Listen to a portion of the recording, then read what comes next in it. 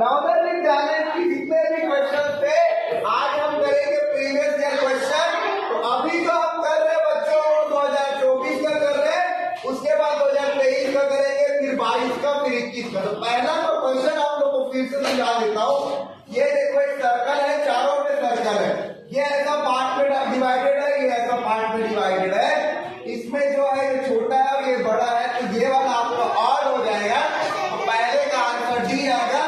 बात कर लेते हैं दूसरे क्वेश्चन की। तो हाँ बेटा आप लोग बताओ ना, मैं ही समझाऊंगा। इसमें 3 ऑप्शन है, इसमें 3 है, यहाँ 3 लाइन, यहाँ 3 लाइन, यहाँ 2 लाइन, यहाँ 2 लाइन, यहाँ 4 लाइन, यहाँ 4 लाइन, लेकिन इसमें यहाँ 3 लाइन, यहाँ 2 लाइन है। तो इसका जो आंसर है वो सी हो जाएगा। Second one is your correct answer. अब थर्ड को समझते हैं। थर्ड में क्या है, ध्यान से देखो। ये तीर है और ये गोला है ना। ये तीर है और ये गोला है, ये तीर और ये गोला है, लेकिन तीर और गोला एक में नहीं, अलग अलग है, इसीलिए इसका आंसर जो है वो डी हो जाएगा। जल्दी से बढ़ते हैं फोर्थ क्वेश्चन को। और फोर्थ क्वेश्चन में क्या है, आपके सामने स्क्वायर है जो 4 पार्ट में डिवाइडेड है। यहाँ आपके सामने स्क्वायर है जो 4 पार्ट में डिवाइडेड है। यहाँ भी स्क्वायर है जो 4 पार्ट में डिवाइडेड है, बट ये स्क्वायर 8 पार्ट में डिवाइडेड है, तो ये आपका ऑड मैन हो जाएगा। जल्दी से बढ़ते हैं आपके नेक्स्ट क्वेश्चन की ओर। और नेक्स्ट क्वेश्चन का इंस्ट्रक्शन मैं जल्दी से पढ़ लेता हूँ।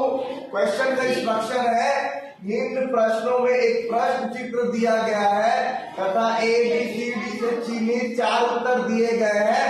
उत्तर चित्रों से प्रश्न चित्र के समरूप चुने, यानी कि सिमिलर फिगर हमको चूज करना है और जो बिल्कुल वैसे ही उसके समान रहता है उसको चूज करना है। तो पहले को देखो, ये देखो ऐसा ऐसा फिर ऐसा, यहाँ कट आ गया तो ये नहीं आएगा। बी को देखो, बी भी नहीं आएगा। आप लोग सी को देखो तो सी भी नहीं आएगा, लेकिन डी को देखो तो डी बिल्कुल वैसा ही है जैसा कि क्वेश्चन में आपका दिया गया था। हाँ, फिर आपका आता है 6वां क्वेश्चन। वेरी गुड, 6वां क्वेश्चन। हाँ बेटा आप लोग बस बताओ, नहीं बताऊंगा, ठीक है। जब मैं एक बार पूछूंगा तब बताना आप लोग। आप लोग इस क्वेश्चन को देखो, इसके जैसा ये नहीं दिख रहा है, इसके जैसा ये दिख रहा है, इसके जैसा ये नहीं दिख रहा है, इसके जैसा ये नहीं दिख रहा है। तो आपका बी, जितने लोग भी बी के साथ गए हो आप लोग बिल्कुल करेक्ट हो। ये आपका हो गया 6th क्वेश्चन। बढ़ते हैं आपके 7th क्वेश्चन की ओर। इसके जैसा कौन सा दिख रहा है, पहला तो नहीं दिख रहा है, दूसरा दिख रहा है, तीसरा और चौथा भी नहीं दिख रहा है। अब हम इसको खोजेंगे, इसके जैसा कौन सा दिख रहा है। मेरे प्यारे बच्चों, आप लोग ए के साथ क्यों जा रहे हो? हाँ वेरी गुड। इसमें ए में आपका ट्रायंगल है, यहाँ ट्रायंगल नहीं है, तो ये नहीं आएगा, ये नहीं आएगा, ये नहीं आएगा। इसका आंसर डी आएगा। 8वां प्रश्न हो गया। जल्दी से बढ़ते हैं अब आपके 9वें प्रश्न की ओर, है ना। 9वां प्रश्न पता नहीं दिख रहा है। 10वां प्रश्न करते हैं। हाँ, अब जो है 10वां प्रश्न हम करते हैं। 10वें प्रश्न के लिए क्या इंस्ट्रक्शन है, ये देखो। ये 9वां प्रश्न है ना, क्या बोल रहा है कि निर्देश दिया है कि निम्न प्रश्नों में से एक प्रश्न चित्र दिया गया है जिसका एक भाग लुप्त दर्शाया गया है। दिए गए उत्तर चित्र ए बी सी डी पर गौर करें और उस उत्तर चित्र का पता लगाएं जिसको बिना दिशा परिवर्तन के प्रश्न चित्र पैटर्न को पूरा करने के लिए प्रश्न चित्र के लुप्त भाग में दिखाया जाना है। Very good. इसमें हमको क्या करना है, कंप्लीट द पैटर्न करना है। इसके जैसा देखो कैसा बनेगा, मैं आपको बना के दिखा देता हूँ। ये देखो, इसके जैसा बनेगा ऐसा, फिर ऐसा, फिर ऐसा, फिर ऐसा। ऐसा कौन सा है बताओ? ऐसा बी है, तो बी आपका करेक्ट आंसर हो जाएगा। आपका 9वां क्वेश्चन हो गया। बढ़ते हैं आपके 10वें क्वेश्चन में।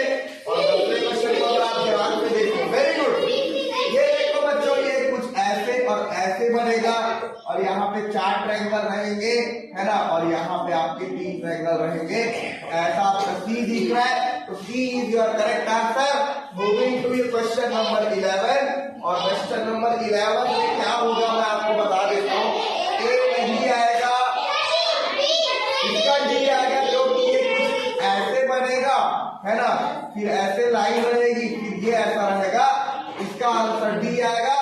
बढ़ते हैं 12वें क्वेश्चन में। और 12वें क्वेश्चन को मैं जल्दी से सॉल्व कर देता हूँ बच्चों।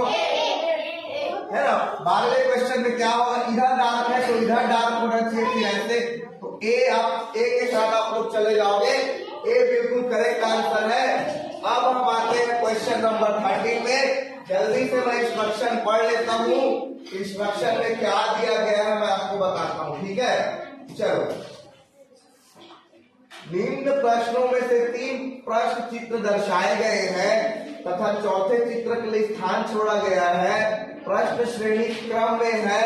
श्रेणी क्रम को पूरा करने के लिए उपलब्ध चित्रों में से एक चित्र का चयन करें जिसे बाईं ओर दिए गए चित्र के खाली स्थान में प्रतिस्थापित किया जाए, है ना। तो हमको इंस्ट्रक्शन हमने पढ़ लिया, अब हम क्वेश्चन सॉल्व करते हैं।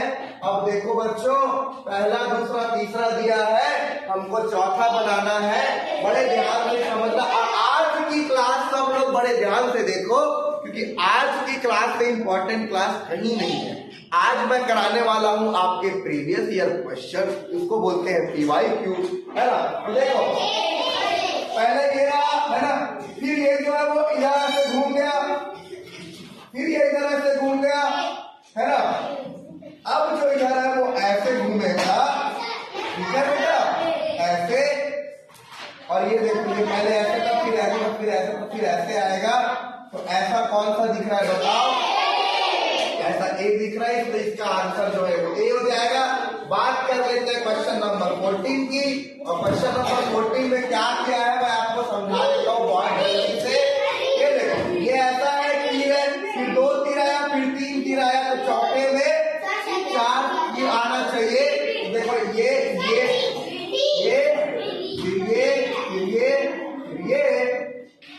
आप लोग किसके साथ जा रहे हो बताओ इसमें,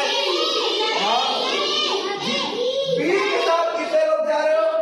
मैं बता दूं, बी करेक्ट आंसर है, ए और सी और डी नहीं है।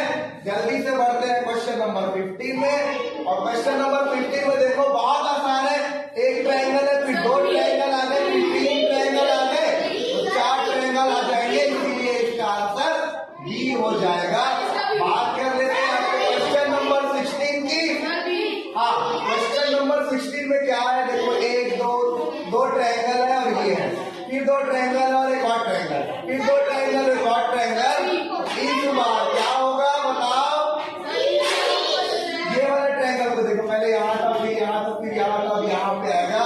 तो जितने लोग भी बी के साथ गए हो आप लोग बिल्कुल करेक्ट हो, बी आपका करेक्ट आंसर है। बढ़ते हैं क्वेश्चन नंबर 17 पे। और क्वेश्चन नंबर 17 में कुछ भी किया बच्चों, पहले 4 लाइन थी, इन दोनों को जोड़ दिया गया, वैसे इनमें भी 4 लाइन, इन दोनों को जोड़ दिया गया, तो सी आपका करेक्ट आंसर हो जाएगा। बात कर लेते हैं आपके क्वेश्चन नंबर 18 की। हाँ, क्वेश्चन नंबर 18 में ये देखो, एक ट्रायंगल है, फिर ऐसा लाइन है। इसको बच्चों क्या किए हैं मैं आपको बता देता हूँ। ये पहले ऐसे था, बड़े ध्यान से समझना, बातें नहीं। हाँ, मैं इधर समझाता हूँ। ये पहले ऐसे था, वो घूम के ऐसे हो गया, है ना। वैसे ये पहले ऐसे था, वो घूम के ऐसे हो जाएगा। कौन सा आएगा, है ना, इसका ए और सी वैसे दिख रहा है, और ये बी के साथ जाओगे बेटा। इसका जो करेक्ट आंसर है ना, इसका जो करेक्ट आंसर है वो बी होगा, है ना। क्या होगा, बी होगा। तो जितने लोग भी बी के साथ गए हो आप लोग बिल्कुल करेक्ट हो। जल्दी से क्वेश्चन नंबर 19 के ऊपर बढ़ते हैं। एक भी गलती मत करना नवोदय में, कोई भी आंसर में इस OMR में लगाने से पहले कम से कम 5 बार सोचना कि मैं सही हूं कि गलत हूं, उसके बाद लगाना। तो क्वेश्चन नंबर 19 क्या है आपका बच्चों, देखो पहले से दूसरे में गए तो इसको उलट दिए गए, बिल्कुल तीसरे से चौथे में जाएंगे तो इसको भी हम उलट देंगे, और जब हम इसको उल्टेंगे तो ये कुछ ऐसे दिखेगा, और ऐसा कौन सा दिख रहा है, सी, इसीलिए सी आपका करेक्ट आंसर हो जाएगा। अब हम बढ़ते हैं 20वें क्वेश्चन में। और 20वें क्वेश्चन में ध्यान से देखोगे तो ये देखो, पहले क्या किया है, ऐसे लाइन दिया गया है और ऐसे सर्कल दिया गया है, इस लाइन को हटा दिया गया है। इसको मैं बना देता हूँ क्योंकि ये क्लियर नहीं है। देखो ध्यान से, पहले में कुछ ऐसा था, ऐसा कुछ था, और दूसरे में क्या हो गया बच्चों, दूसरे बहुत ध्यान से समझना। दूसरे में ये जो लाइन है उसको हटा दिया गया है। तो तीसरे में ये देखो, तीसरे में ऐसा ऐसा ऐसा ऐसा है, इसमें भी लाइन को हटा देंगे तो सी के साथ आप लोग चले आओगे। सी बिल्कुल करेक्ट आंसर है। अब बढ़ते हैं क्वेश्चन नंबर 21 में, और 21 को मैं रीड करता हूँ। निर्देश क्या बोल रहे हैं? निम्न प्रश्नों में प्रश्न चित्र के रूप में ज्यामितीय आकृति के एक भाग को दर्शाया गया है तथा दूसरे भाग को 4 उत्तर चित्रों में दर्शाया गया है। उत्तर चित्र से ज्यामितीय आकृति को पूर्ण करने वाले चित्र को ज्ञात करें। ये देखो, हमको इसको बोलते हैं, हाँ रुको ध्यान से देखो, गलती बहुत कर रहे हो आप लोग, गलती मत करना। इसको बी आएगा, डी क्यों जा रहे हो?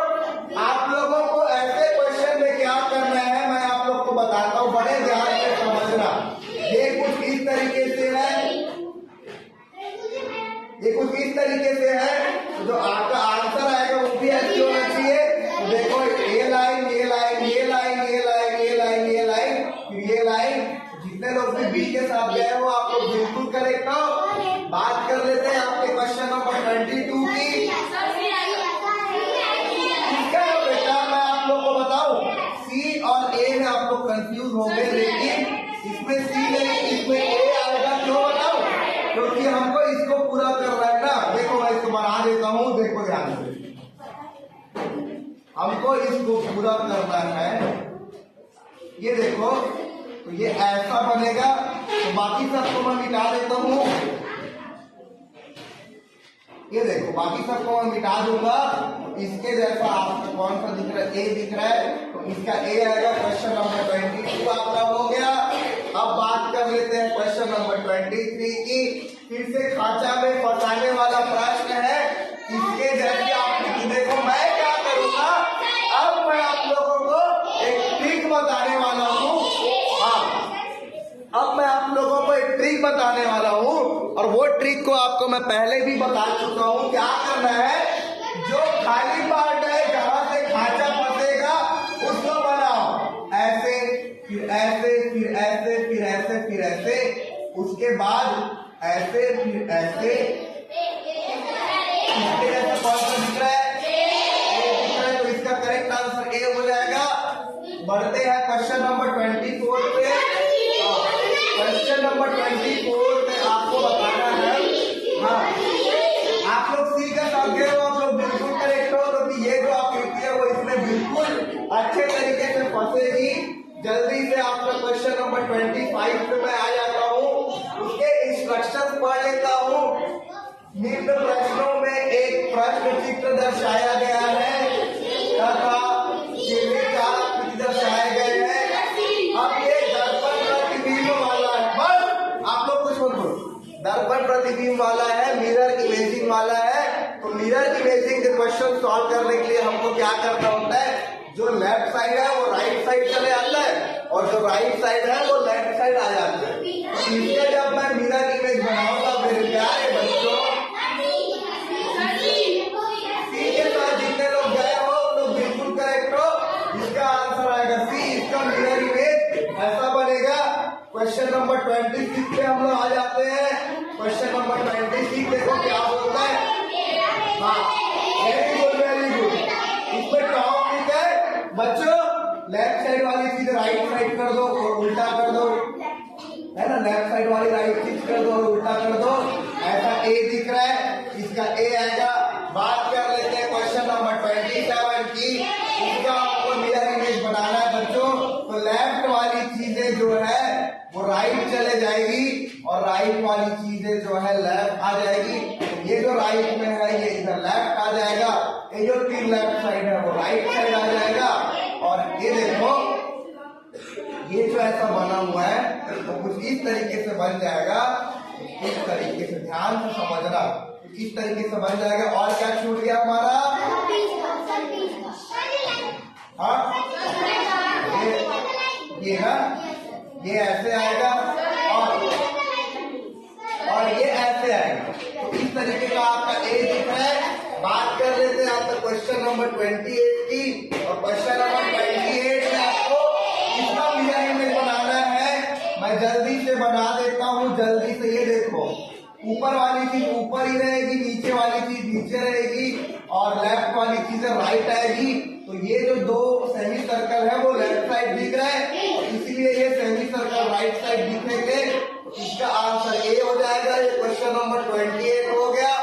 अब क्वेश्चन नंबर 29 जल्दी से हम करते हैं। क्वेश्चन नंबर 29 में क्या बोला है? अब जो क्वेश्चन आने वाला है वो क्वेश्चन है पंच होल पैटर्न का, यानी कि कागज को मोड़ना और काटना वाला है। बड़े ध्यान से समझना एक एक स्टेप को। सबसे पहले ये कागज ऐसे था, उसको ऐसे मोड़े, फिर ऐसे मोड़े, उसके बाद दो उसमें पंच कर दिए। तो हाँ, वेरी गुड। तो देखो पहले ऐसे दो था, है ना, फिर इसको ऐसे खोलेंगे तो ये कुछ इस तरीके से बन जाएगा, फिर इसको ऐसे खोलेंगे इस तरीके से, फिर ऐसे खोलेंगे तो इस तरीके से बन जाएगा। तो जितने लोग भी सी के साथ गए हो आप लोग बिल्कुल करेक्ट हो। बात कर लेते हैं आपने क्वेश्चन नंबर 30 की, और इसमें क्या किया है? ये कागज कहाँ बेटा? ये कागज था, इसको पहले ऐसे मोड़ दिए, फिर ऐसे मोड़ दिए, फिर ऐसे मोड़ दिए, फिर यहाँ पे पंच कर दिए। तो देखो मैं इसका आंसर बना देता हूँ। ये ऐसा रहेगा, ऐसे खुलेगा तो ये ऐसा कुछ बनेगा। फिर जब हम इसको ऐसे खोलेंगे तो ये इधर इधर भी बन जाएगा, और फिर उसको ऊपर खोलेंगे तो ये कुछ ऐसे बनेगा। इसका आंसर क्या आ जाएगा? ए आ जाएगा। जितने लोग भी ए के साथ गए हो आप लोग बिल्कुल करेक्ट हो। बात कर लेते हैं क्वेश्चन नंबर 31 की, और क्वेश्चन नंबर 31 में एक कागज था जिसको पहले ऐसे मोड़े, फिर ऐसे मोड़े, फिर एक ट्रायंगल पंच किए। बच्चों जब इसको हम ऐसे खोलेंगे ना, हाँ जब हम इसको ऐसे खोलेंगे ना तो ये ऊपर आ जाएगा, है ना, इसको ऐसे खोलेंगे तो ये ऊपर आ जाएगा, और ऊपर आ जाएगा तो यहाँ पे मैं एक और ट्रायंगल बना देता हूँ। फिर ऐसे खोलेंगे बच्चों, फिर कुछ इस तरीके से आपका आएगा, और ऐसा आपका बी दिख रहा है। तो जितने बच्चे बी के साथ गए आप लोग बिल्कुल करेक्ट हो। Moving to your next question 32। यहाँ पे एक कागज दिया गया है जिसको हम पहले ऐसे मोड़े, फिर ऐसे मोड़े, फिर ऐसे मोड़े, फिर दो पंच कर दिए। अब जब हम खोलेंगे, देखो मैं इसका आंसर बना देता हूँ बच्चों।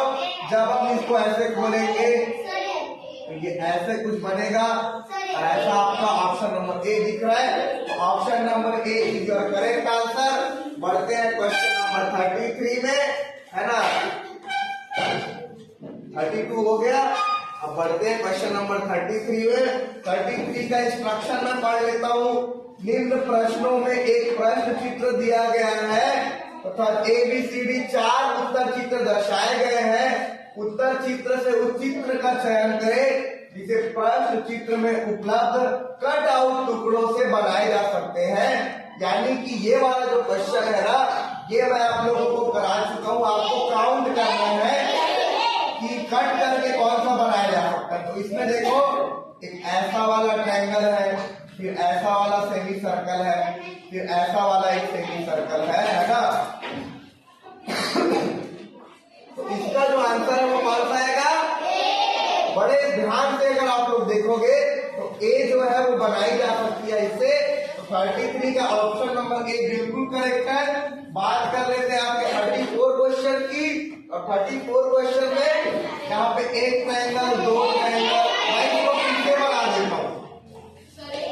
एक ट्रायंगल, दो ट्रायंगल, तीन ट्रायंगल और चौथा क्वाड्रिलेटरल। देखो हाँ देखो ध्यान से आप लोग समझना। इसका जो ट्रायंगल नंबर 1 ये हो गया, ट्रायंगल नंबर 2 ये हो गया, ट्रायंगल नंबर 3 ये हो गया, ट्रायंगल नंबर 4 ये हो गया। जितने लोग भी सी के साथ गए हो आप लोग बिल्कुल करेक्ट हो। बात कर लेते हैं क्वेश्चन नंबर 35 की। अब देखो एक ट्रायंगल है, एक क्वाड्रिलेटरल, तीन ट्रायंगल है, 1 2 3। अब देखो तीन ट्रायंगल किसमें है? 1 2 3। और ऐसा वाला क्वाड्रिलेटरल तो इसमें है, बी में है। तो बी आपका करेक्ट आंसर हो जाएगा। क्वेश्चन नंबर 35 हो गया। अब हम करते हैं क्वेश्चन नंबर 36 को।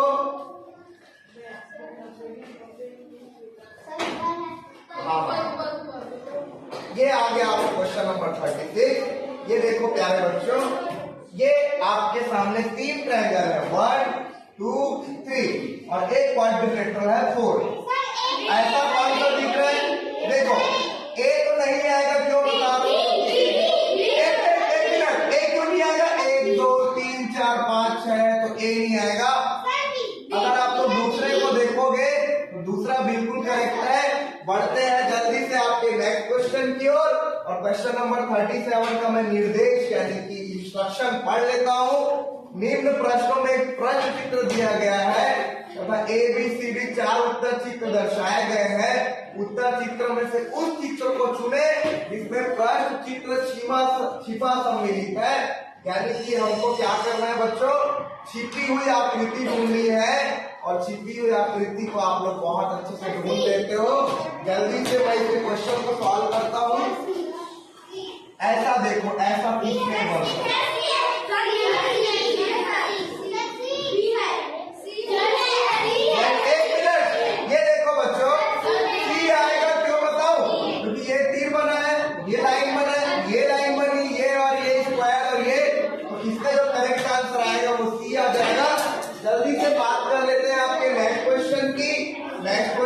क्वेश्चन नंबर 38, और क्वेश्चन नंबर 38 में एक डब्लू बना हुआ है, तो आपको ढूंढना है इसमें नहीं बना, इसमें नहीं बना, इसमें नहीं बना, लेकिन इसमें बना है, तो आपका ऑप्शन नंबर ए बिल्कुल करेक्ट हो जाएगा। बात कर लेते हैं आपके नेक्स्ट क्वेश्चन की, और मेंटल एबिलिटी का सेकंड लास्ट क्वेश्चन है। हमको इसमें ढूंढना है इसके जैसा कौन सा दिख रहा है। ए नहीं दिख रहा है तो 39 का आंसर ए हो जाएगा। जल्दी से बात कर लेते हैं क्वेश्चन नंबर 40 की। एक स्क्वायर है और एक ट्रायंगल है और एक लाइन है। ये देखो, एक स्क्वायर है और एक ट्रायंगल और एक लाइन है। जितने लोग भी एक के साथ गए हो आप लोग बिल्कुल करेक्ट हो। तो बच्चों यहाँ पे आपका मेंटल एबिलिटी का जो पोर्शन था वो सॉल्व हो गया। अब हम करेंगे मैथ, उसके बाद हम करेंगे लैंग्वेज, है ना बेटा? तो बच्चों हमारा मेंटल एबिलिटी पूरा हो गया कंप्लीट। 2024 का जो मेंटल एबिलिटी था वो हमारा हो गया कंप्लीट। अब हम आते हैं अंकगणित परीक्षण यानी कि मैथ पे आते हैं, और सबसे ज्यादा टाइम हमने मैथ को दिया है। और मैं एक चीज आप लोग को बताऊं कि सबसे ज्यादा कठिन भी आप लोगों का मैथ पढ़ने वाला है। अगर मैथ का कोई क्वेश्चन ना बने तो घबराना मत, पेपर में एकदम सावधानी से काम लेना। चलो मैं निर्देश पढ़ देता हूँ। निम्नलिखित प्रत्येक प्रश्न के 4 संभावित उत्तर दिए गए हैं जिन्हें एबीसीडी क्रम दिया गया है। इनमें से केवल एक उत्तर सही है, सही उत्तर चुने। पहला क्वेश्चन आपका दिया गया है, दिया गया दंड चार्ट विभिन्न देशों की क्रिकेट टीमों द्वारा एक वर्ष में खेले गए मैचों की संख्या दर्शाता है। अब ध्यान से सुनना, क्वेश्चन क्या बोला है? अब क्वेश्चन बोला है कि ऑस्ट्रेलिया की टीम द्वारा पाकिस्तान की टीम से कितने अधिक मैच खेले गए। जल्दी से मैं देख लेता हूँ कि ऑस्ट्रेलिया कितना मैच खेला है और ये कितना मैच खेला है। जल्दी से मैं देख लेता हूँ। हाँ चलो, ये आपका आ गया बच्चों।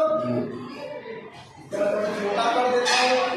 अब आपके सामने क्वेश्चन में क्या पूछा है कि ऑस्ट्रेलिया ने, क्या बोलते हैं, ऑस्ट्रेलिया ने पाकिस्तान की टीम से कितने मैच अधिक खेले। तो ऑस्ट्रेलिया की टीम ने टोटल मैच खेले 32 और पाकिस्तान की टीम ने टोटल मैच खेले 24। तो 32 माइनस 24 करोगे तो आपका 8 आएगा। ऑप्शन नंबर ए आपका करेक्ट है। अच्छा, दूसरे क्वेश्चन को मैं बोर्ड में ओपन करूंगा क्योंकि ये क्वेश्चन आपके लिए बहुत टफ है, और टफ को आसान बनाना मैं आप लोग को बताऊंगा कैसे आसान बनाते हैं। देखो बच्चों, आप लोग के सामने मैं बोर्ड खोल देता हूँ और आप लोग को बता देता हूँ। ये देखो, ये 90 डिग्री है, ठीक है, यहाँ से यहाँ तक 180 डिग्री है, ठीक है, और पूरा ये चारों करोगे तो 360 डिग्री है। अब मैं बना लेता हूँ कि क्वेश्चन में आपके सामने क्या बना हुआ था उसको बना लेता हूँ जल्दी से। क्वेश्चन में जो चित्र बना है उसको मैं बनाता हूँ जल्दी से। ये देखो, 1 2 3 4 5,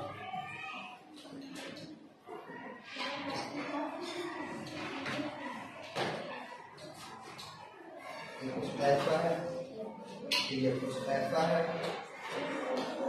ये तो 3 लाइन है, तो 3 लाइन है, बड़े ध्यान से समझना है ना। अब ए बी सी और D,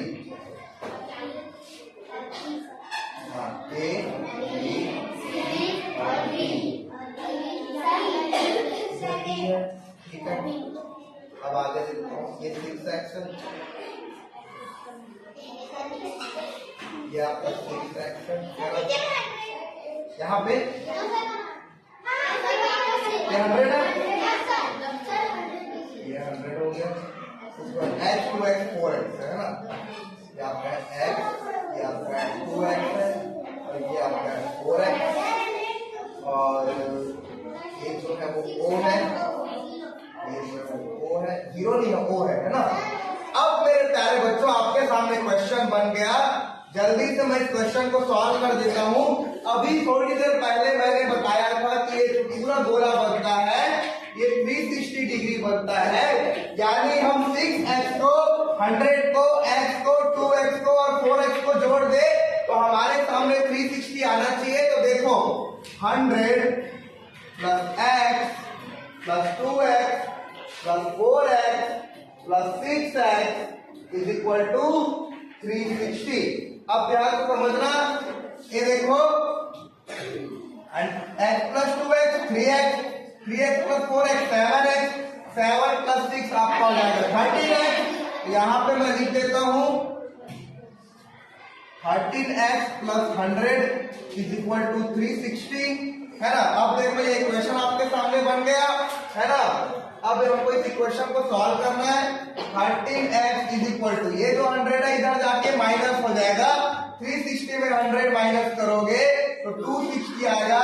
13x is equal to 260 है तो x इज इक्वल टू हो जाएगा 260 बाई 30, तो x इज इक्वल टू 20 आ जाएगा। अब हम निकाल लेते हैं सब वैल्यू, a o b की वैल्यू हम निकाल लेते हैं। देखो एंगल ये 9 का क्वेश्चन है, थोड़ा टफ पड़ता है। ए ओ बी यानी x की वैल्यू कितनी आई, 20 डिग्री आई। फिर बी ओ सी हम निकाल लेते हैं, एंगल बी ओ सी 2x है और 2 इंटू 20 हो जाएगा 40। अब एंगल ये वाला निकाल लेते हैं, है ना, 4x। ये क्या है मैं देख लेता हूं जल्दी से, ये आपका COD है ना, angle COD is equal to 4x है और 4 इंटू 20 करोगे तो आपका क्या आएगा, 80 आएगा। अब मुझे ये निकालना है, तो देखो एंगल DOE यानी कि 6x और 6 2 कितना होता है 12, ये आपका आ गया 120 डिग्री। अब हमको क्वेश्चन में जाना है, क्वेश्चन में क्या पूछा है, हमने सबकी वैल्यू निकाल ली। अब क्वेश्चन में देखते हैं क्वेश्चन में क्या पूछा है आपके सामने। आकृति AOB, BOC, COD और DOE का माप क्रमशः है। देखो हमने यहाँ पे निकाला था, कितना कितना निकाला, 20 40 80 120, 20 40 80 120, और ये आपका ऑप्शन नंबर 1 में है। तो आपका ऑप्शन नंबर 1 जो है वो बिल्कुल करेक्ट हो जाएगा। बढ़ते हैं जल्दी से आपके नेक्स्ट क्वेश्चन की ओर। 30,009 का मान वही है, इसको हमको पता है ये होता है इकाई। ये देखो यहाँ पे मैं लिख देता हूँ, आपके सामने मैं लिख देता हूँ नया नंबर 30,009 है ना, 30,009। ये देखो ये जो आपका होता है बच्चों इकाई यानी 1, ये जो आपका होता है वो 10, ये जो आपका होता है वो 100, हिंदी में बताऊंगा, ये होता है आपका 1000, ये आपका होता है 10,000, है ना। अगर मैं इसी को हिंदी में लिखूं तो 1 को बोलते हैं इकाई, 10 को बोलते हैं आपका दहाई, 100 को बोलते हैं सैकड़ा, उसके बाद 100,000 को बोलते हैं हजार, फिर 10,000 को बोलते हैं 10,000, है ना। ये जो 30,009 है ये क्या हो जाएगा 30,009। अब देखो क्वेश्चन में क्या कुछ है, 30,009 का वही मान है जो 30 10,000 और 9 10,000 गलत, 30 10,000 और 9 सैकड़ा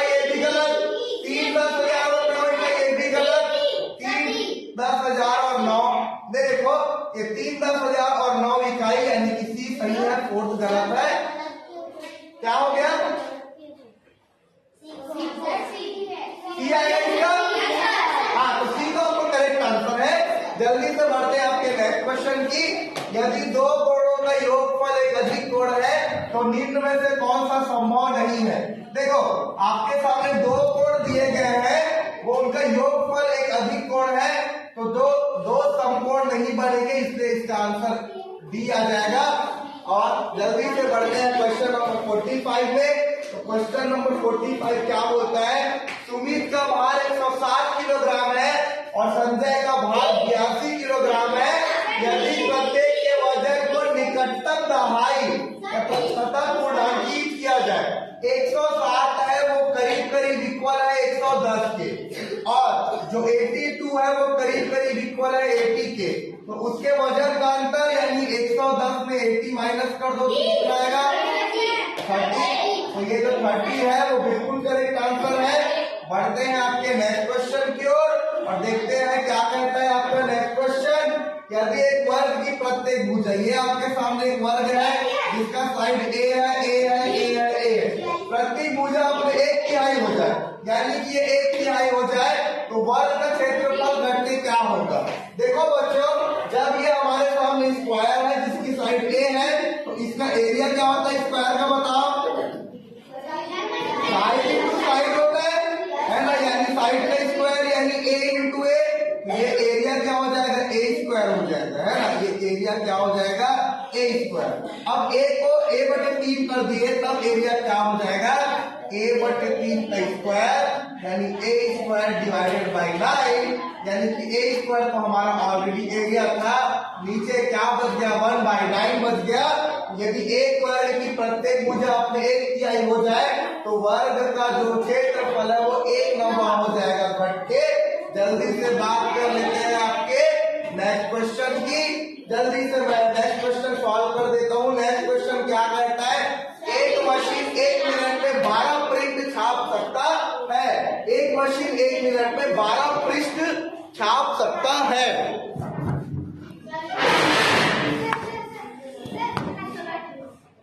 तो एक मशीन 1 मिनट में 12 पृष्ठ छाप सकता है, तो कितना पृष्ठ छापने में कितने समय लगेंगे, ये आपके सामने क्वेश्चन है।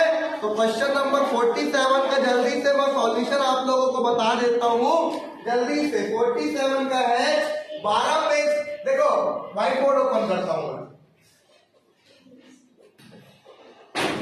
12 पेज छपते हैं, है ना।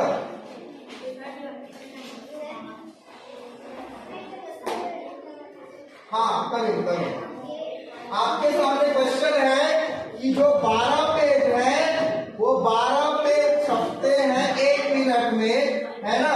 12 पेज छपते हैं 1 मिनट में, 12 page is equal to 1 minute लिख लो, है ना।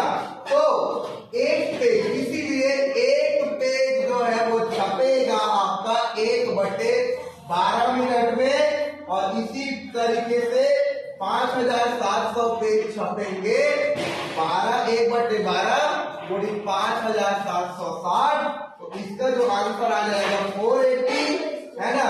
और 480 जो है वो मिनट में आया है बच्चों, और 480 मिनट में आया है, तो 480 को आप लोग उसमें कन्वर्ट कर लो सेकंड में, तो 60 से डिवाइड 6 8 48 यानी 8 घंटे, तो इसका जो आंसर आएगा वो 8 घंटे आएगा।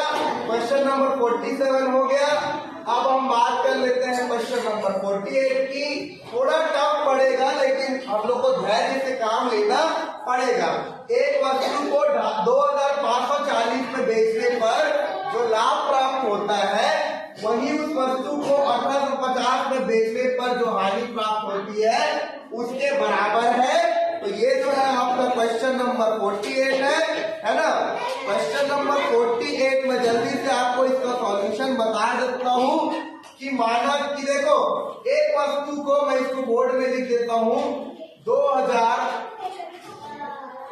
एक वस्तु को 2540 में बेचने पर 2540 में बेचने पर जो लाभ होता है ना, वही वस्तु को 1850 में बेचने पर हानि होती है। 18, ये देखो ये लाभ होता है, ये 2050 में बेचने पर, और हानि होती है 1850 में बेचने पर।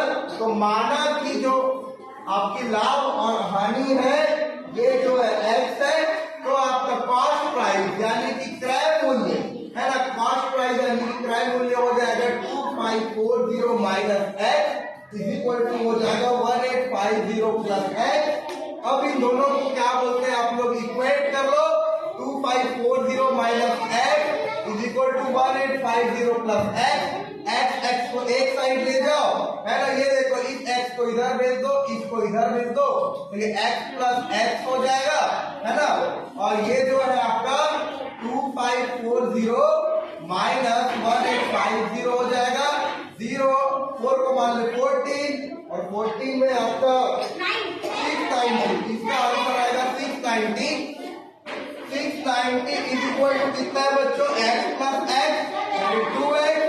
एक्स का वैल्यू हो जाएगा 2 3 का 6, 2 4 का 8, 2 10 का 2 नहीं 2, ये देखो 2 3 का 4, 2 4 का 8 और 2 5 का 10, तो एक्स की वैल्यू आपकी 345 आ गई है ना। अब आपको क्रय मूल्य निकालना है, क्वेश्चन को वापिस से पढ़ता हूँ, वस्तु का क्रय मूल्य निकालना है, तो कोई भी एक इक्वेशन में आप फिट कर दो, आप इस इक्वेशन में फिट कर दोगे, अगर आप आ जाएगा 2540 माइनस 345, ये देखो 2540 माइनस 345 आप करोगे 2195 आएगा। हाँ 2195 आपका इसमें आया है, तो ऑप्शन नंबर बी बिल्कुल करेक्ट हो जाएगा। अब नेक्स्ट क्वेश्चन को मैं सॉल्व करता हूँ, बातें नहीं, 5 carry 3/8 into 8 carry 1/8 minus 3 carry 1/8 into 5 carry 5/8, इसको मैं बोर्ड में लिख लेता हूं जल्दी से।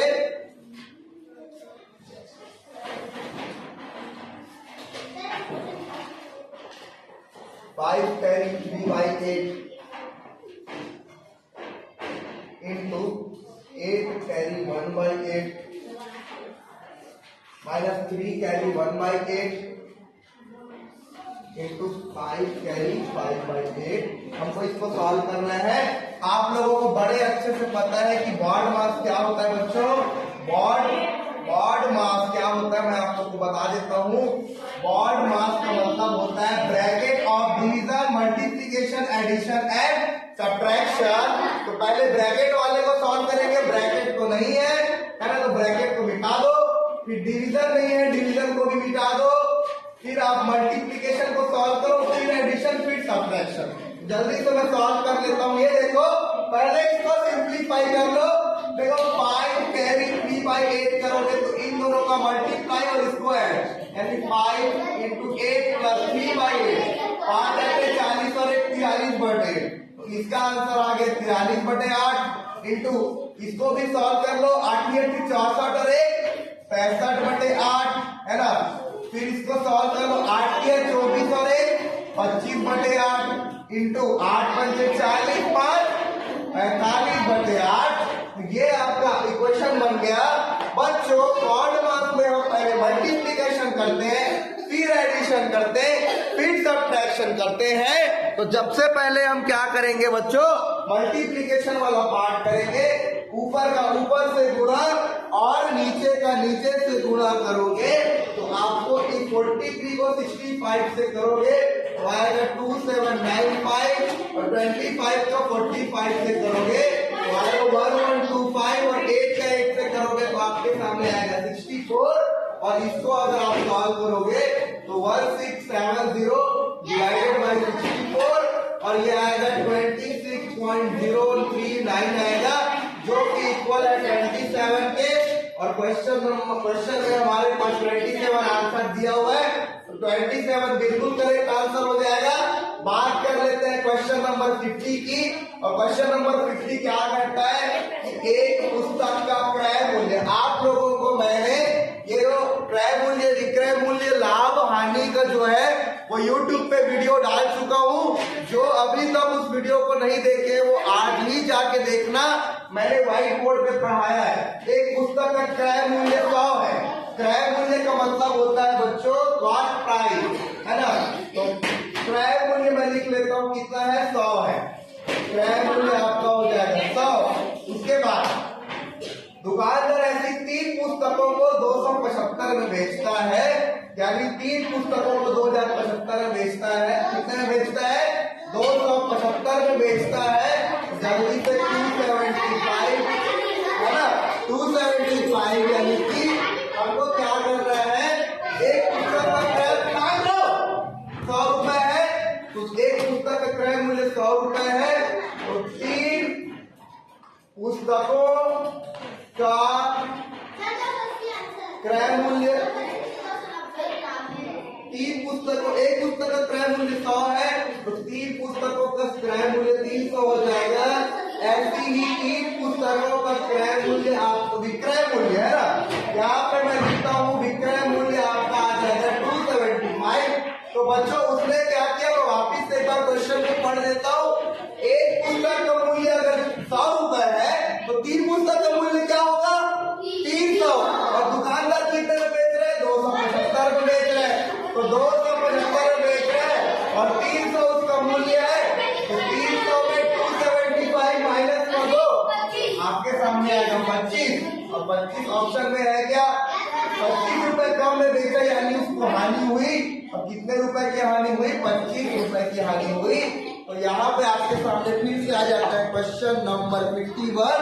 क्वेश्चन नंबर 51 बोलता है एक संख्या के अंकों को जोड़ संख्या से घटाया जाता है, परिणामी संख्या हमेशा भाज्य होगी।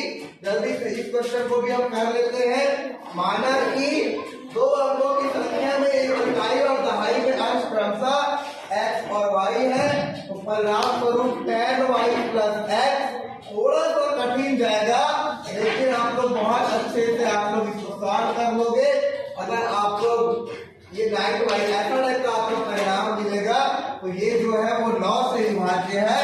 ये वाला जो है इसका आएगा 9 से, इसका करेक्ट आंसर आएगा। बात कर लेते हैं आपके नेक्स्ट क्वेश्चन की। अब 31 सही 7/16 इसको हमको परिवर्तन करना है। ये देखो इस तरीके का जब भी रहता है ना बच्चों, इन दोनों को मल्टीप्लाई किया करो, फिर इसको प्लस किया करो, है ना। तो 31 सही 7/16 का मैं वैल्यू निकाल लेता हूँ। तो आपके सामने 31 सही 7/16 ही है ना, हाँ 31 सही 7/16 है।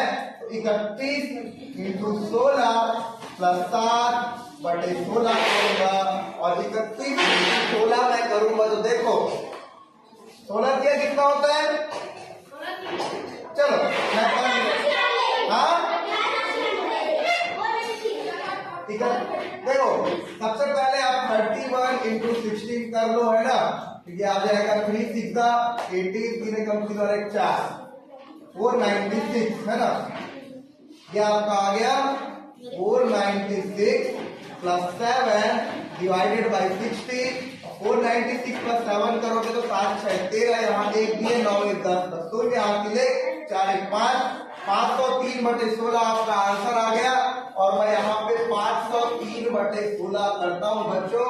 16 दूनी 32 है ना, कितना टाइम आएगा, 16 एकम 16, 16 दूनी 32 और 16 किया कितना होता है 48। तो यहाँ पे आ गया 2, फिर 16 एकम 16, कितना कम हो गया 4 3 7, पॉइंट लगाओ 0 बढ़ाओ। 16 का पहाड़ा हम कितने बार पढ़ेंगे, 16 का पहाड़ा हम पढ़ेंगे 4 बार, है ना। इस प्रकार से 31.4 आपका आंसर आ जाएगा। और इसमें ऐसा आएगा 31.4 ये है, तो आपका ऑप्शन नंबर सी बिल्कुल करेक्ट हो जाएगा। बढ़ते हैं अपने नेक्स्ट क्वेश्चन की और। एक भिन्न समान या समतुल रहती है 3/5 को, 3/5 एक भिन्न है, ये समान या समतुल्य कब रहेगी, पहला ऑप्शन एक ही संख्या अंश और हर में जोड़ी जाए। देखो ऊपर में भी एक जोड़ दिए, नीचे में भी एक जोड़ दिए, ये 4/6 हो गया, तो ये समतुल्य नहीं है। एक ही संख्या हर और अंश से घटा दिए जाए तो इसमें भी नहीं होगा। एक ही संख्या शून्य को छोड़कर अंश से व हर से गुणा किया जाए तो बच्चों 3/5 का मैं ऊपर × 2 × 2 करता हूँ, तो 3 2 = 6, 5 2 = 10 और 2 3 = 6, 2 5 = 10। ये देखो 3/5 आया। तो एक ही संख्या शून्य को छोड़कर अंश व हर से गुणा किया जाए तो उसका जो भिन्न रहता है, वो समान या समतुल्य रहता है। 53 हो गया। बात कर लेते हैं आपके क्वेश्चन नंबर 54 की। और क्वेश्चन नंबर 54 आपका कैसा दिया हुआ है, 30 किलोग्राम मिठाई से, दिख नहीं रहा होगा, 30 किलोग्राम मिठाई से 2/3 किलोग्राम कितने पैकेट बना सकते हैं। तो इसको लिखो बच्चों, इसको क्या लिखो आप लोग, लिखो 30 सही 2/3, है ना। 30 सही 2/3 लिखोगे, है ना। नहीं, 30 डिवाइडेड करोगे। देखो इसको हमको क्वेश्चन को फिर से पढ़ना है। 30 किलोग्राम में से 2/3 किलोग्राम कितने बना सकते हैं। तो आप लोग क्या करोगे, 30 डिवाइडेड बाई 2/3 और डिवाइड करोगे तो इसको 30/1 लिखो, इसको 3 4 लिख लो, 15 की 45। और हमारे पास ऑप्शन में 45 दिया है क्या, हाँ दिया है, ये आपका हो जाएगा 45। दिख नहीं रहा है, मैं समझ रहा हूँ, आपका आ जाएगा 45, बिल्कुल करेक्ट आंसर हो जाएगा। ये क्वेश्चन आपको दिख नहीं रहा है तो मैं आपको बता दूंगा, यदि 4302 प्लस 3.66 इज इक्वल टू 1200 है, तो 4392 डिवाइडेड बाई ये क्या होगा आपको बताना है। इस क्वेश्चन को मैं यहाँ पे लिख देता हूँ, आपको बहुत अच्छे से क्लियर होगा। क्वेश्चन में दिया है 4392, सब लोग ध्यान से समझो, 3.66 की वैल्यू कितनी है, 1200 है। तो 4392 divided by 3.66 is equal to 1200, है ना। अब क्या है, 439.2 divided by 3.36.6 is equal to आ जाएगा 439.2 डिवाइडेड बाई 36.6। पॉइंट ऊपर है, पॉइंट नीचे है, एक पॉइंट के बाद एक अंक, एक पॉइंट के बाद एक अंक, तो इसीलिए पॉइंट हट जाएगा। और जब पॉइंट हट जाएगा तो आपका आ जाएगा 4392 डिवाइडेड बाई 3366, है ना। इसको सॉल्व कर लो और करोगे तो 1200/10 आएगा, और 0 से 0 काटोगे, है ना, तो 12 आपका आएगा। 1200/100 आएगा, 2 0 काट दिए, आपका जो आंसर आ गया वो 12 आ गया। इसमें आपका आंसर 12 है। अब नेक्स्ट क्वेश्चन मैं पढ़ देता हूँ, फिर 3 से 4 क्वेश्चन बचे, फिर आपका हिंदी स्टार्ट हो जाएगा। एक आयताकार प्लॉट का क्षेत्रफल, है ना, क्या दिया हुआ है आपके सामने में क्वेश्चन, इसमें क्लियर नहीं दिख रहा है, मैं बुक से पढ़ लेता हूँ। एक आयताकार प्लॉट का क्षेत्रफल 616 वर्ग मीटर है ना। एक आयताकार प्लॉट का क्षेत्रफल यानी एरिया कितना है आपका, 616 मीटर स्क्वायर, और इसकी चौड़ाई यानी ब्रेड्थ, है ना, इसकी चौड़ाई कितनी है आपकी, 22 मीटर। इसके चारों ओर 7.50 प्रति मीटर की दर से बाढ़ लगवाने हैं, तो उसका खर्चा क्या होगा। देखो बच्चों, जब भी हमको किनारे किनारे में पेंट कर रहा हूं, देखो मान के चलो मुझे इस रेक्टेंगुलर शेप में टेप लगाना है, मैं यहाँ से शुरू करूंगा, यहाँ तक जाऊंगा, यहाँ से शुरू करूंगा, यहाँ तक जाऊंगा, यहाँ से शुरू करूंगा, यहाँ तक जाऊंगा, और यहाँ से शुरू करूंगा, यहाँ तक जाऊंगा। जब भी मुझे इसमें बाढ़ लगाना है तो मैं इसका परिमाप निकालूंगा ना, तो परिमाप निकालूंगा, आपको एरिया दिया गया है, ब्रेड्थ दिया गया है। हम जानते हैं एरिया इज इक्वल टू होता है बच्चों लेंथ इनटू ब्रेड्थ, और अगर हम लोग इसी को हिंदी में बोले तो क्षेत्रफल बराबर होता है आपका लंबाई गुणित चौड़ाई। और लंबाई आपकी कितनी दी गई है, नहीं दी गई है, चौड़ाई आपकी कितनी दी गई है, 22 दी गई है।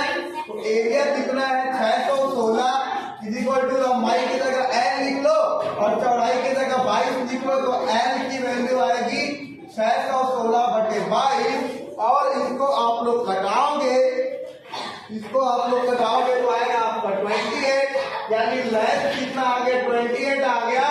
अब जो हमको बाढ़ लगाना है तो हम उसको पेरीमीटर निकालना पड़ेगा, और पेरीमीटर होता है 2l + b, है ना। 2 लंबाई और चौड़ाई is equal to 2 into length कितना है हमारे पास 28 प्लस ब्रेड्थ कितना है 22। इसको आप जोड़ दोगे तो 2 इंटू आएगा 8 2 10, 2 2 4 1 5, यानी 100। और बताओ इसका पेरीमीटर 100 आ गया। अब 1 मीटर लगाने में आपका 7.50 लगता है, तो 100 मीटर लगाने में आपका 750 लगेगा। आंसर में 750 दिया है क्या? हाँ दिया है। क्वेश्चन नंबर 57 की ओर बढ़ते हैं। क्वेश्चन नंबर 57 क्या कहता है? एक वर्ग का परिमाप उस आयत के परिमाप के समान है जिसकी लंबाई 17 मीटर और चौड़ाई 11 है। इस वर्ग का क्षेत्रफल क्या होगा हमको निकालना है। तो क्वेश्चन में हमारे सामने क्या दिया है मैं आपको जल्दी से एक्सप्लेन कर देता हूँ। क्वेश्चन में आपके सामने दिया हुआ है बच्चों, वर्ग का परिमाप बराबर है किसके? आयत के परिमाप से, है ना। वर्ग का परिमाप बराबर है आयत के परिमाप से। अब वर्ग का परिमाप होता है बच्चों 4 गुणित भुजा और आयत का परिमाप होता है 2 लंबाई इधर चौड़ाई। और 4 गुणित भुजा हम करेंगे तो 4 गुणित भुजा इक्वल टू 2, लंबाई 17 है और चौड़ाई 11 है। तो भुजा की हमको वैल्यू निकालना है, तो बाकी सब को उधर ट्रांसफर कर दो। 2 17 प्लस 11 आपको कितना आ जाएगा?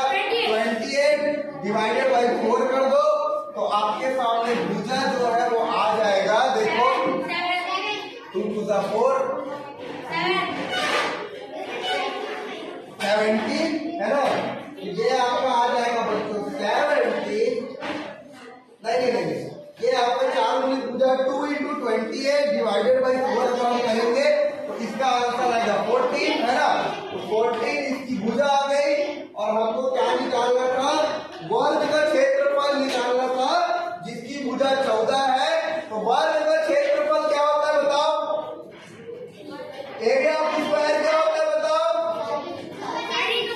Side into side. तो साइड इंटू साइड, और साइड हमारे पास 14 आया है, तो 14 इंटू 14 करेंगे तो आपका 196 करेक्ट आंसर आ जाएगा। 196 ऑप्शन में है क्या? हाँ है। अब यहाँ पे ये क्वेश्चन दिया है, यदि भिन्न, ये भी थोड़ा टफ पड़ेगा, यदि a by b एक भिन्न है जिसमें a is equal to b minus 3 तथा a plus 10 by b minus a by b is equal to 10 by 7 है, a by b की वैल्यू क्या होगी आपको निकालना है। जल्दी से मैं क्वेश्चन को लिख देता हूँ। यहाँ पे आपके सामने है a plus 10 by b minus a by b is equal to 10 by 7। इसका हम दोनों क्या करेंगे? ये करेंगे तो ये आ जाएगा b minus 3 plus 10 divided by b minus b minus 3 divided by b is equal to 10 by 7। बच्चों हमको a की जगह b minus 3 लिखना है। ये देखो ये a है, इसके जगह हमने क्या लिया? b minus 3 लिया। अब मैं आगे समझाता हूँ। अब ये कैसे हो जाएगा? b plus 7 minus b plus 3 divided by b is equal to 10 by 7। और जब आप इसको सॉल्व करोगे तो a by b आपका 4 by 7 आएगा। इसको एक बार जल्दी से देख लो, 5 सेकंड का टाइम दे रहा हूँ। a की जगह हमको b minus 3 रखना है, फिर इसको सॉल्व करना है, तो a by b आपका 4 by 7 आ जाएगा। तो ये आपका 4 by 7 आ गया। अब आपका फेवरेट क्वेश्चन आ गया बच्चों।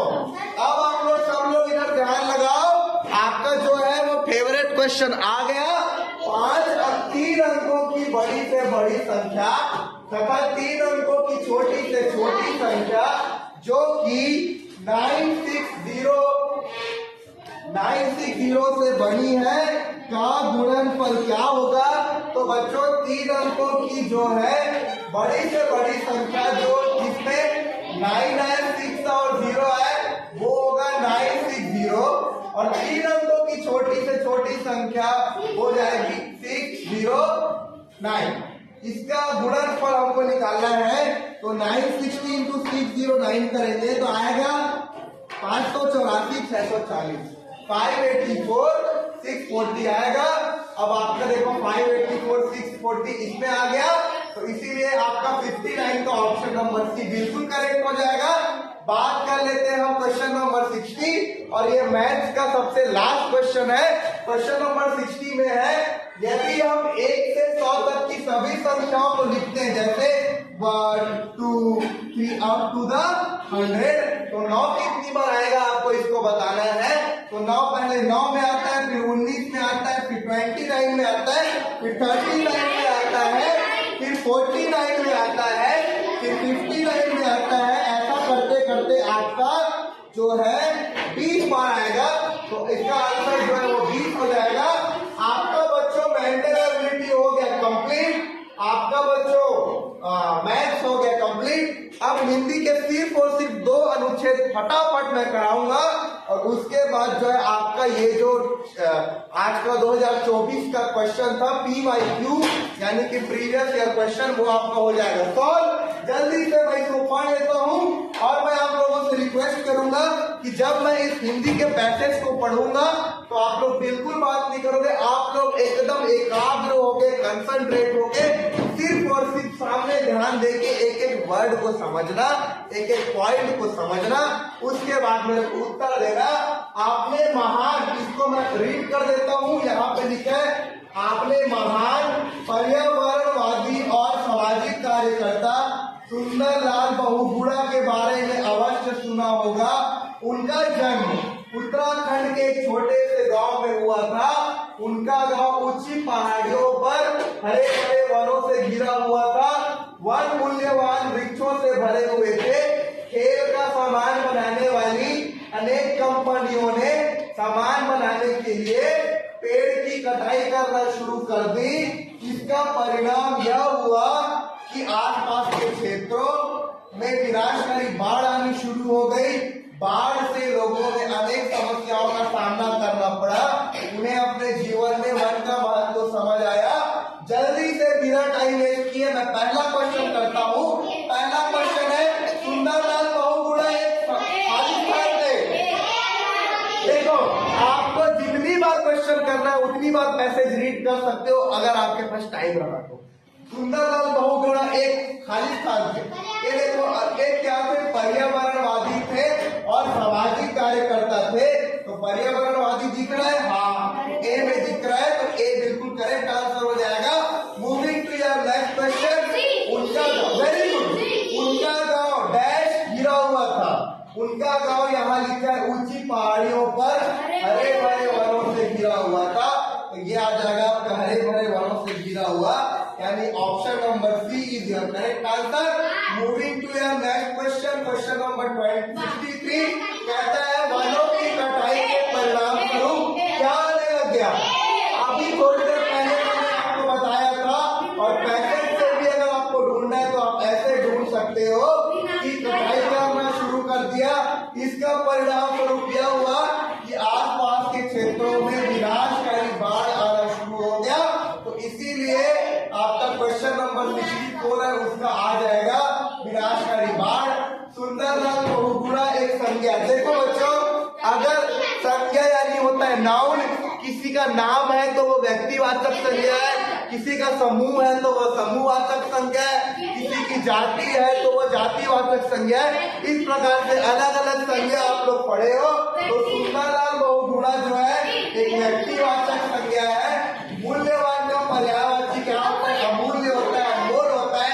जल्दी से मैं ये अनुच्छेद पढ़ लेता हूँ, उसके बाद आपका आज का क्लास कंप्लीट हो जाएगा।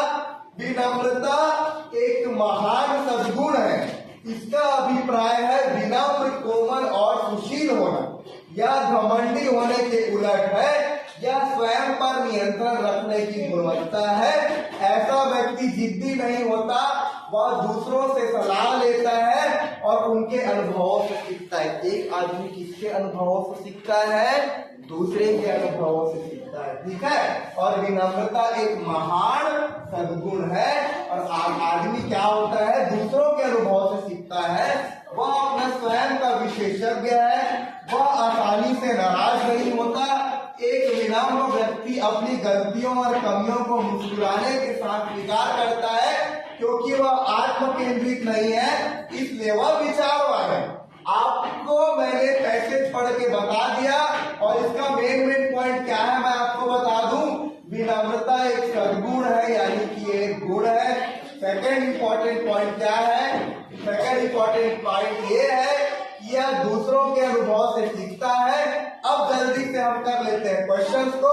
तो क्वेश्चन नंबर आगे भी है बच्चों, नहीं आगे भी है, जल्दी से हम कर लेते हैं क्वेश्चंस को। क्वेश्चन पहला है, विनम्रता एक महान क्या है बताओ? Good, very good. मैंने अभी थोड़ी देर पहले बताया था कि विनम्रता एक गुण है। विनम्रता से अभिप्राय है सविनय होना। विनम्र व्यक्ति दूसरों के अनुभव से सीखता है। घमंडी किसका पर्यायवाची है बच्चों? तो विनम्र का नहीं होगा, सुशील भी नहीं होगा, कोमल नहीं होगा, अक्खड़। ये जो वर्ड है आपके लिए नया वर्ड हो सकता है, अक्खड़ वर्ड। तो जो आपके सामने घमंडी है उसका पर्यायवाची होगा अक्खड़। और जिद्दी का विलोम, जिद्दी वो होता है जो बहुत ज्यादा जिद करता है। तो अटल होगा, सहमत होगा, कठोर होगा, विश्लेषणधारी होगा। तो चलो बताओ इसका आंसर है सी, यानी कि सहमत। तो इस प्रकार बच्चों 2024 के जो प्रीवियस ईयर क्वेश्चंस थे वो हमने कर लिए सॉल्व। आपका रीजनिंग हो गया, मैथ्स हो गया और हिंदी हो गया कंप्लीट। मिलते हैं फिर से 2023 के क्वेश्चंस के लिए। तो आज का जो सेशन है वो कंप्लीट हो गया। जय हिंद, जय भारत, जय भारत।